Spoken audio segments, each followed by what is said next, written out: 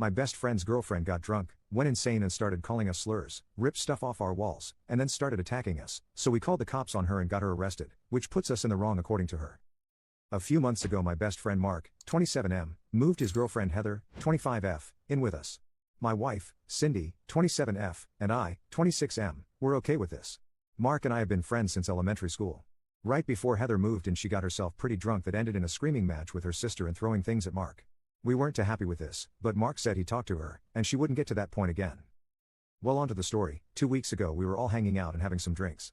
Mark and Heather were going a little crazy, but they're adults so whatever.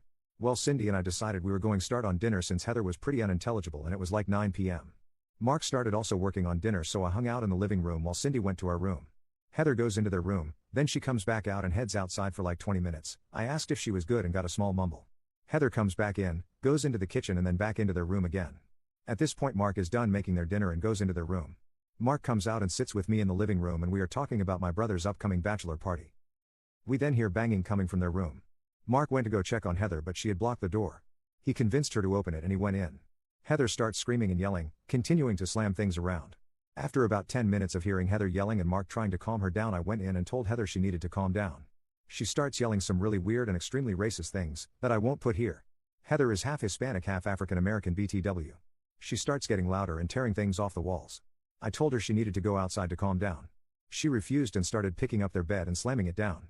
I told her if she didn't stop we would call the cops so she could go calm down somewhere else and wasn't tearing things up. She just got louder and slammed the bed even more. I told Cindy to call the cops and tell them we needed Heather gone for the night. 2 cops show up and ask the 3 of us to step outside while they try and talk to Heather, who just continues yelling.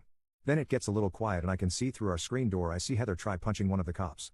5 minutes later, 7 more cops show up. They all run inside and we can hear Heather screaming and yelling still. 10 minutes later they bring her outside in one of those cop bodysuit things they use when someone is struggling and won't stop. They put her in one of the cars and are standing talking to each other.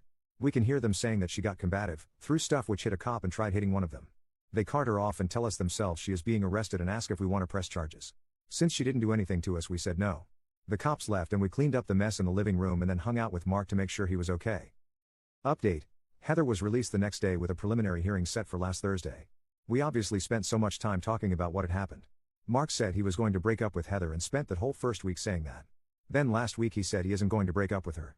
I told him that's his choice, albeit a stupid one, but she is not allowed back at the house at all, and he said he understood. 2 days before the preliminary hearing Cindy and Mark are subpoenaed to court. Sadly, I wasn't, so this part is secondhand from Cindy. Cindy told me that because it's a felony the judge is passing the case on to district court for magistrate. I guess the DA went up to Cindy and Mark and said they could offer Heather a plea deal where she would basically be on probation with mandated therapy and mandated AA. Now whether the district judge accepts that is anyone's guess. I talked with Mark that night after I got off work and he said they had a long talk after that and are staying together but won't be attached at the hip. Mark also said Heather doesn't remember anything after we stopped hanging out. He has spent every day since then with her, but that's his thing, so I don't really care. Cindy and I were out of town this past weekend and we noticed on our doorbell camera that her car was magically gone at the same time Mark's was gone. I confronted him and he insisted she never went inside, and our doorbell doesn't show she went in. Cindy and I talked and were ready to kick him out too.